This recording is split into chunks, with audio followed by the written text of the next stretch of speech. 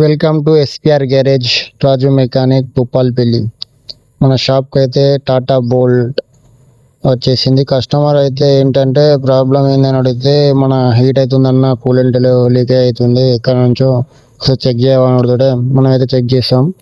దానికి ప్రాబ్లం ఏంటంటే రేటర్ నుండి వచ్చేసి మన థర్మోస్టేట్ వాల్కు ఒక ఓసీ పైప్ అయితే వస్తుంది. ఓసీ పైప్ అయితే చిన్న రంధ్రం పడేసి అది హీట్ అయినప్పుడల్లా వాటర్ లీకేజ్ అవ్వడం జరుగుతుంది.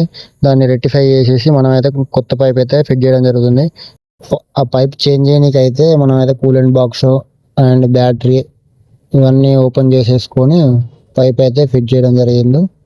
గణేష్ అయితే ఫిట్ చేశాడు మన వర్కరు. ఇప్పుడైతే మనం కూలెంట్ అయితే పోస్తున్నాం. Coolant oil 2 litres, water distil water ఒక 4 లీటర్స్ కూలెంట్ ఆయిల్ అయితే వేసేసాం డబ్బాలో. బ్యాటరీ అయితే ఫిట్ చేస్తున్నాడు మన గణేష్ అయితే.